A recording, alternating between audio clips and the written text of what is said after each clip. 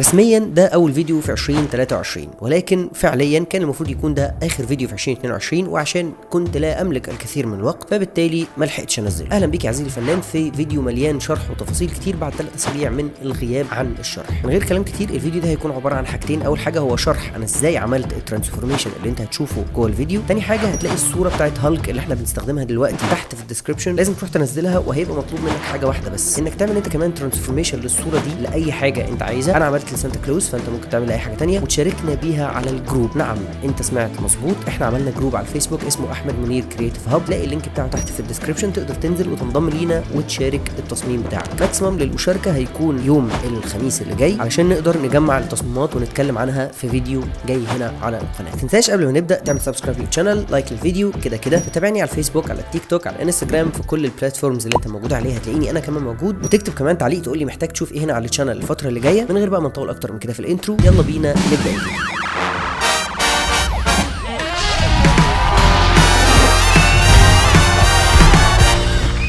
قد يبدو ليك في بداية الفيديو ان التصميم ده صعب جدا للغاية وحاجة شنيعة قوي، وفي الحقيقة صعب، هو مش سهل، احنا برضو فنانين ومبدعين وكده، ولكن برضو هو مش صعب قوي زي ما انت متخيل. وبرضو في ديفوهات، صدق لما عملت زوم كده في شوية ديفوهات، بس انا هقولك دلوقتي ستيب باي ستيب ازاي تقدر انت تحول صورة هالك من كده لكده في خطوات سريعه جدا. طبعا مش هنشرح كل خطوه لوحدها ونقعد نعملها من البدايه عشان انا كسلان جدا بصراحه، فانا هشرح لك الموضوع بشكل سريع، ولكن برضو انا مش هسيب ولا خطوه مش هقولها، هقول كل حاجه علشان انت لما تيجي تعمل التشالنج اللي اتفقنا عليه تبقى عارف انت هتعمل ايه بالظبط. تمام كده؟ تمام. اول حاجه بدانا بيها ان احنا حطينا هالك على خلفيه سوداء زي ما انت شايف كده، وبعدين بدانا نعمل شكل الخلفيه.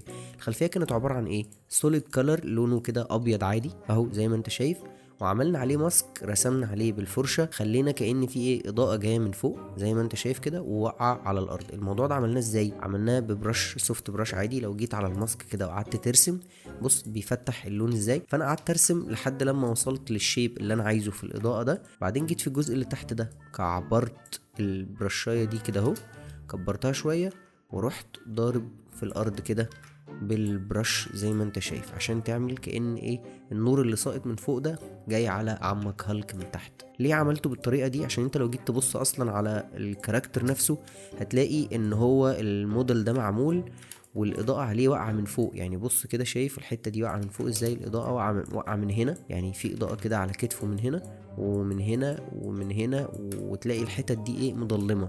طالما الحتت دي مضلمه كده، طالما الحتت دي كده مضلمه، تمام، يبقى الإضاءة جاية من فوق هنا علشان الحتة اللي تحتيني مش واقع عليها إضاءة. فده السبب اللي احنا عملنا عشانه الموضوع ده. فاول حاجه ان احنا عملنا الباك جراوند زي ما انت شفت كده وخليناها تكون بالشكل ده، حطينا لمسه الاضاءه دي وبعدين شلناها، وبعدين قلنا نحط اللينس فلير دي تبين ان هي اضاءه. دي لاير عادي جدا، بص شكلها ايه، شكلها كده، ونشيل من عليها الليفلز كمان، هي شكلها زي ما انت شايف كده لاير عاديه قوي. وعملناها سكرين وبعدين عملنا عليها ليفلز عشان نشيل من عليها الاسود شويه. بص الليفلز نزلنا من هنا شويه، لو رجعنا في حواف بيضه باينه، لو نزلت كده شويه تشال من عليها الحواف البيضه دي علشان تبان كلها كده لوحدها زي الفل. بعد كده الشادوز اللي تحت رجل عمك هالك، شادو عادي جدا، دي ببرش سوفت لونها اسود زي اللي احنا عملناها من شويه، اللي هي المكعبره دي بلون اسود عادي خالص كده. مثلا ممكن ناخده من هنا ونرسم كده، بص اهو كده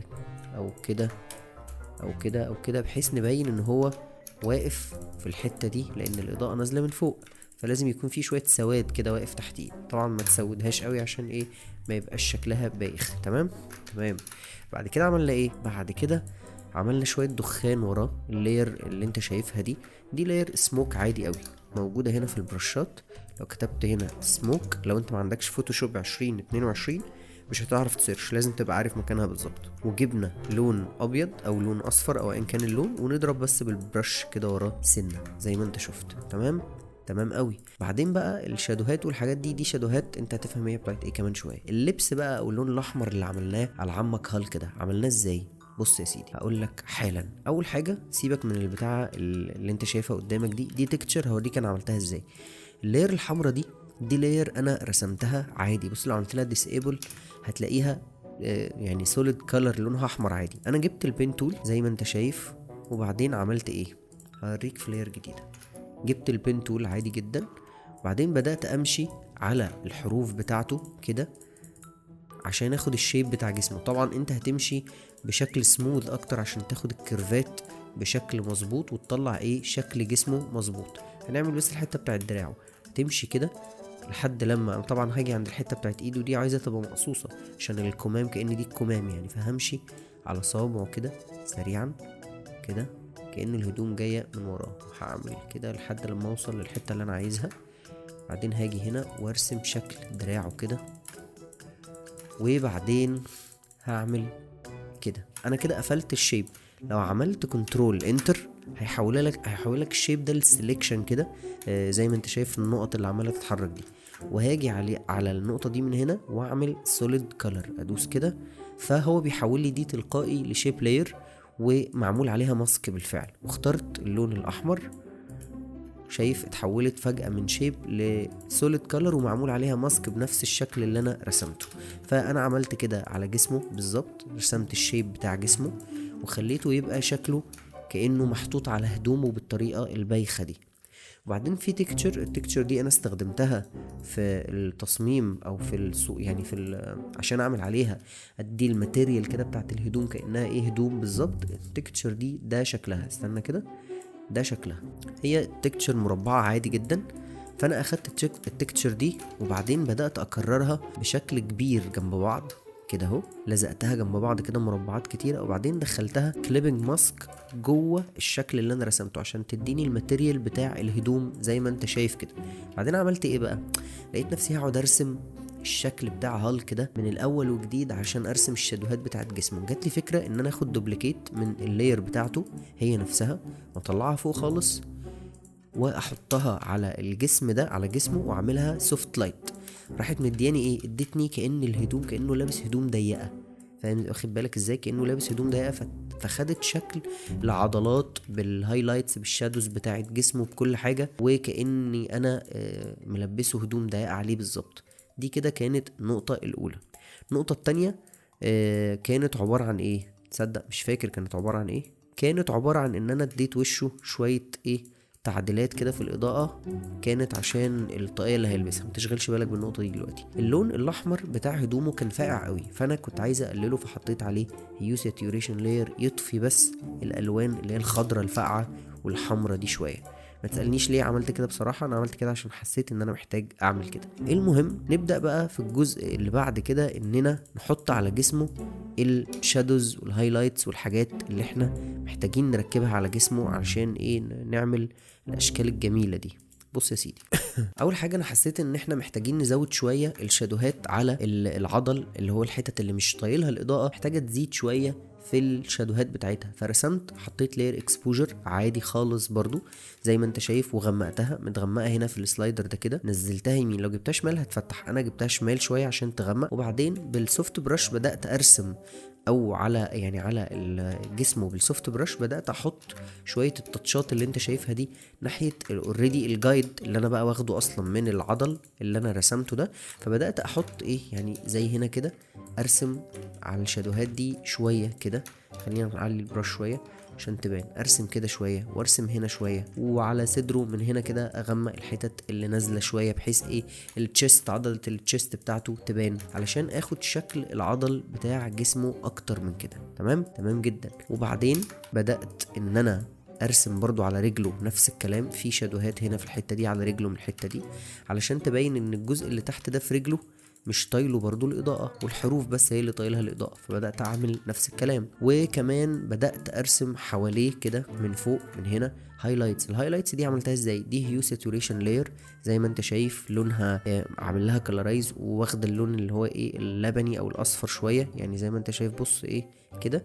وما فيهاش طبعا، لو جينا نعلي الساتوريشن هتلاقي لونها برتقاني، فانا قللت الساتوريشن قوي وفتحت السلايد ده شويه. وفي النقطه اللي هنا المربعين اللي انت شايفهم دول المربعين بتوع البلند اف. بص لو انا رجعتهم زي ما كانوا هتلاقيها ان هي ايه اضاءه يعني صامته كده ما فيهاش اي تفاصيل. فلو جيت سحبت البلند اف دي الناحيه دي كده، اتكلمنا عن البلند اف دي وشرحناها قبل كده فيديوهات كتير، وبعدين دوست الت في النص فصلت الاتنين دول، فاجيبها كده وكده، فبتاخد شكل ايه، بتتشال من على الشادوهات بس زي ما انت شايف، تفضل في الهايلايتس اللي على جسمه. وبعد كده ارسم بالبين تول، او ارسم قصدي بالسوفت برش العاديه على الحتت اللي فيها اضاءات بس، فتبدأ تديني الشكل اللي انت شفته ده. اوكي علشان اعمل توهج حوالين كتافه في الحتة دي، عملت لاير لونها ابيض، او عملت لاير فاضية. هوريك عملتها ازاي. لاير فاضية خالص، واللاير الفاضية دي يا سيدي عملتها على السكرين مود، وبعدين بلون فاتح خالص خالص، يكون مثلا اي لون. ممكن اللون ده، ممكن نشيل منه الاوباسيتي شوية، واجي على حروف جسمه وبرشاية مثلا 5%، واضرب الايه السوفت برش زي ما انت شايف كده، تديني احساس مش عارف هو ايه، بس هو احساس ملوش لازمه، بس بيدي شكل حلو في الموضوع، ان كأن جسمه متوهج كده من الحروف. احساس فعلا ملوش اي لازمه، بس هو يعني خلاني مبسوط بعد ما عملت النتيجه دي. وبعد كده بدأت أعمل الفرو اللي هيبقى على هدوم سانتا كلوس المفروض، يعني ده اللي هيدي بقى الشكل للهدوم. الفرو ده كان عبارة عن ايه؟ الفرو ده كان عبارة عن اللاير دي، او البتاعة اللي انت شايفها دي. بص البتاعة دي متنية ازاي، وهنا مفرودة، فانا عايزة تبقى مفرودة. هفردها ازاي؟ لو وقفت على اللاير نفسها وبعدين جيت في ايديت، هلاقي في الايديت حاجة اسمها بابت وارب. البابت وارب دي بتعمل ايه؟ انا هدوس كده، فتحت لي شبكة شبه الشبكة العنكبوتية كده، وانا مش عارف اعمل اي حاجة. بص بتتحرك برضو زي ما هي. لو جيت دوست هنا كليك بالماوس، بعدين دوست هنا كليك بالماوس، بعدين دوست هنا كليك بالماوس، ايه اللي بيحصل؟ شايف النقط اللي طلعت دي؟ كل نقطة من دول بقت منفصلة عن التانية. يعني لو شديت النقطة دي كده، بص بيحرك من الناحية دي بس، وسايب التانية ثابتة زي ما هي. طب لو جيت عند النقطة دي وحركتها كده، بص برضو ايه اللي حصل؟ واقفة. ولو جيت حركت دي من النص بتتحرك لوحدها. ممكن اروح مزود نقطة هنا وشادد كده، وجايب دي كده مثلا، واروح مزود نقطة هنا. كل ما بتزود نقطة بيفصلها لك عن النقط التانية وبيبدأ يحركها لوحدها. فانت بتبدأ تاخد النقطة اللي انت عايزها تحركها زي ما انت عايز، وادوس من هنا علامة الصح دي، وبكده البتاعة اتفردت من كده لكده في ثواني يعني. اوكي، فانا بقى فردتها وحطيتها هنا علشان تبقى الهدوم بتاعت سانتا كلوس من الحتة اللي انت شايفها دي. تمام. وبعدين البرش دي بقى انا زودت شويه فرو. بص هي كانت من هنا شارب ازاي، انا عايزها تبقى فيها شويه فرو. الفرو ده انا عملته ازاي؟ انا عندي برشايه اسمها فور برش. الفور دي اللي هي ايه؟ بص لو كتبت فور برش كده، دي اللي هي الشعر بتاع الحيوانات والحاجات دي، وانا خليتها باللون الابيض وبدات ارسم. الفور برش فيها ميزه ان انت لما بتلف هي بتلف معاك. يعني بص انا بلف في شكل دايره، فهو بيرسم معايا شكل دايره برضو. بص كل ما بص اهو، شايف انا عملت دايره عباره عن كانها كتله شعر كده لفار مثلا ولا اي حاجه. فانا بدات امشي هنا كده حواليها لحد لما عملت الشكل اللي انت شايفه ده. نفس البتاعه اللي هنا دي، اللي هي البتاعه اللي حوالين البتاعه اللي انت شايفها دي. هقول لك انا عملت ايه دلوقتي حالا. عمال اقول البتاعه كتير بس مش مشكله. الفرو ده المفروض يبقى موجود على رجله كمان وعلى ايده وفي كل حته. نفس هي البتاعه اللي انا لويتها دي، لويتها وجبتها الناحيه دي، عملتها الناحيه دي كده زي ما انت شايف. لحظه عشان الفوتوشوب هنج. نفس بقى البتاعه دي حطيناها على رجله، ونفس الشعر اللي انت شايفه ده انا رسمته برضو بالبرشايه. بص لو دخلت جوه السمارت اوبجكت دي هتلاقي ايه، هي نفس البتاعه دي، وانا زودت عليها برضو الشعر بالفير برش زي ما قلت لك. بص حتى لما برسم شبه الشعر او الفرو الاولاني ازاي، بص هو ده. وبعدين زودت عليها شادو عشان بس تبقى ايه، مطفيه كده من تحت، تبان ان هي ايه من تحت معلهاش اضاءه، ومن فوق الاضاءه هتطولها شويه. طبعا كانت محتاجه شغل اكتر، محتاجين نرسم شويه ايه شادو هنا وشادو هنا، ومحتاجين نعمل شادو في الحته دي. يعني انا لو زودت مثلا شادو هنا، بص ليه شادو هنا؟ عشان الحته دي اصلا مش طايله اي اضاءه خالص. يعني الحته دي المفروض هو واقف ومداري كل الاضاءه اللي جايه من هنا اساسا، فالمفروض دي تبقى مكتوم من عليها الاضاءه خالص، باستثناء الحتت اللي هي دي هيبقى اصلا عليها اضاءه. يعني بص ازاي، يعني الحتت دي هيبقى عليها اضاءه كتير عشان هي جايه من الحروف دي مثلا كده. اظن كده انت فهمت. بص الفرق يعني كده المفروض شكلها اوقع. والناحيه التانية عملت نفس الكلام على ايده الاتنين، برضو عملت نفس الكلام، بس مسحتها طبعا من فوق ايده لان هي كانت ملويه كده زي ما انت شايف. برضو كله بالبابت وارب اللي انا وريتها لك تستخدمها زي من شويه، ومسحت طبعا من على ايده. بص هوريك ازاي برضو عشان تبقى عارف. لو جيت عملت كده هي موجوده على ايده، فانا بدات اشيل من فوق ايده كده بالظبط كده اهو. الناحيه التانية على ايده، من الناحيه التانية طبعا برضو رسمت هنا الشادو كان محتاج شويه شغل كتير، بس الصراحه انا كنت بعمل البتاع ده وانا مستعجل، ما عنديش اي فكره ليه، فيعني كان محتاج شويه شغل اكتر من كده الشادو برضو. كل ما بتزود الموضوع بيبقى شكله احلى طبعا. بص عامل ازاي، تديك اللمسه بتاعت الفرو بتاعت ايه الهدوم بتاعت سانتا كلوس قوي يعني. وانا بقول سانتا كلوز كده ليه، ما علينا، بتاعت بابا نويل. تمام. والناحية التانية في ايده عملت نفس الكلام بالظبط، هي نفس اللي انا عملته في دي. على وسطه، الحتة اللي على وسطه دي بيبقى عليها نفس الفرو الابيض ده، خدت هو نفس القصة وعملت عليها. لا ايه القرف ده، الشادو ده بتاع الحزام. يعني بص، ده شادو غامق كده ليه؟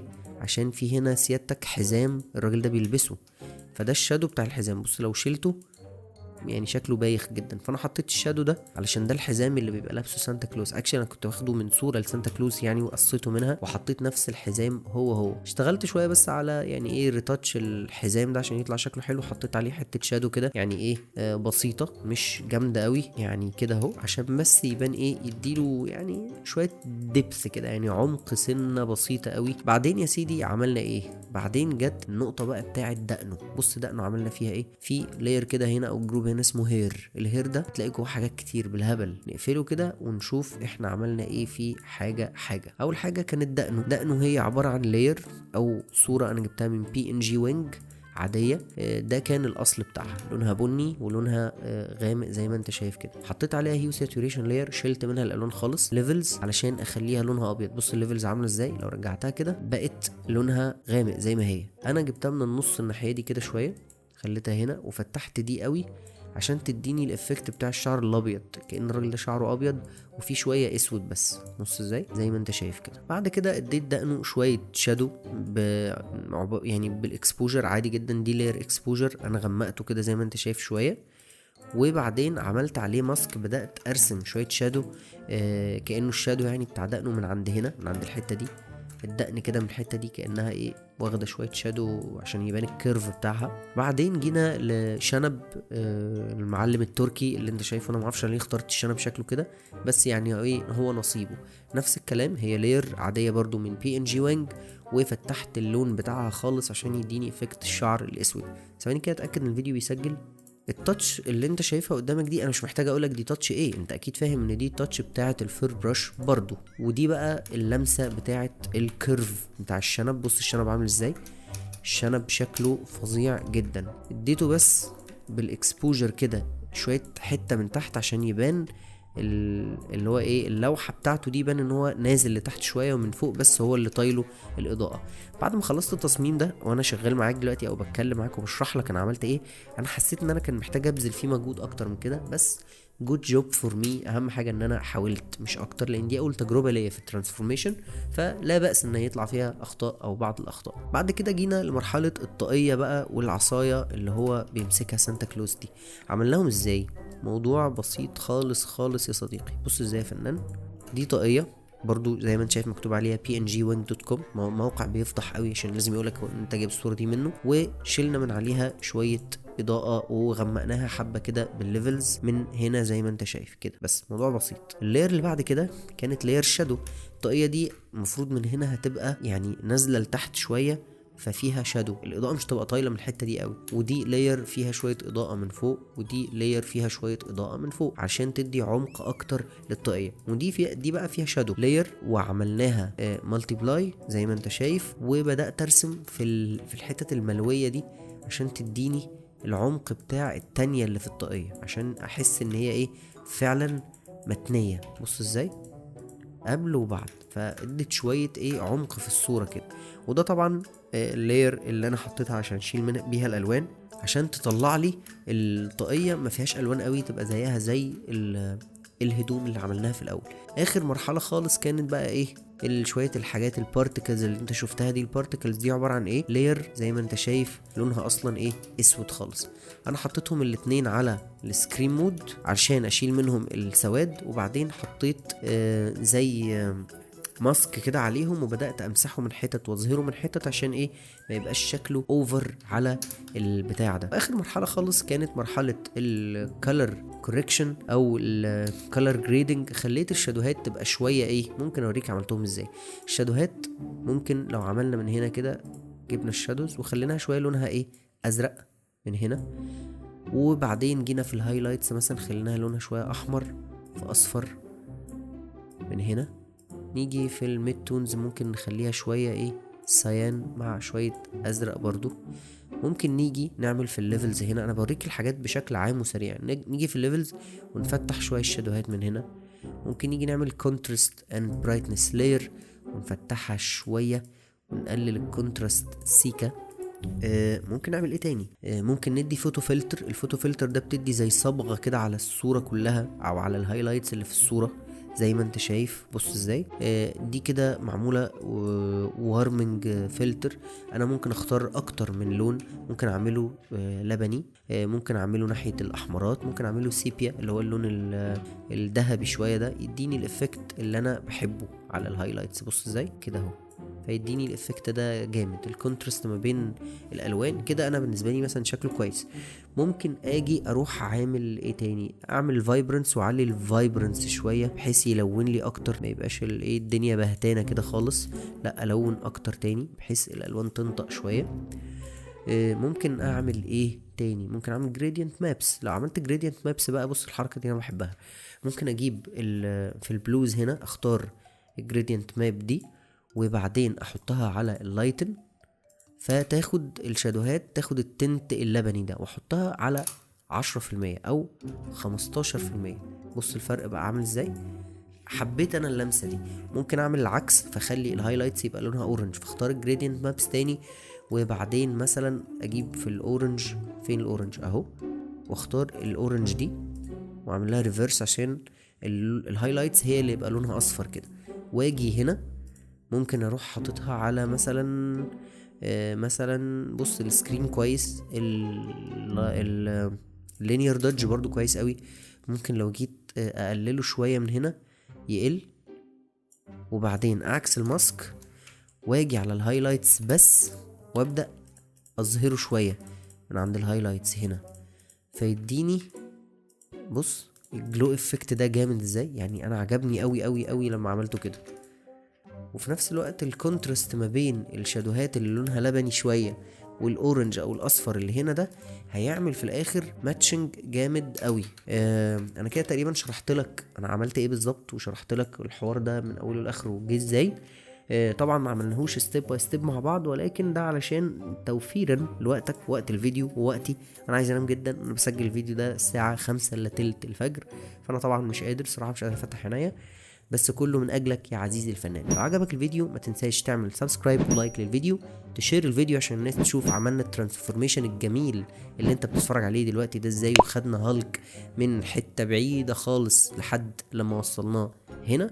ممكن نطلع دول فوق بقى واحنا في وسط احنا بنتكلم كده عشان ايه شكلنا ما يبقاش وحش. بص ازاي كده، اوكي الله، تصدق جامد. انا بفكر اشيره فيرجن تاني للبتاع. المهم ما تنساش تعمل الحاجات اللي قلنا عليها دي، ما تنساش تنزل الصور من وصف الفيديو تحت وتعمل يور اون فيرجن، النسخه الخاصه بيك، وتشاركها معانا على الجروب. هتلاقي الجروب اللي احنا عملناه اللينك بتاعه في الفيديو تحت. وقول لي بعد كده بقى انت ايه، اي حاجه عايز تعملها شيرها مع الجروب، اي حاجه عايز تفكر فيها شيرها مع الجروب، ونكبر الجروب ده ونخليه مجتمع كبير. منير كرييتيف هاب نخليه بقى اكبر جروب على الفيسبوك واكبر من المصممين على الناصيه والحاجات التانية الجميلة دي. انا كده خلصت الحلقة، تعبت جدا من الكلام. اشكرك لو انت بتتفرج لحد دلوقتي، اشوفك في الحلقة اللي جاية. سلام.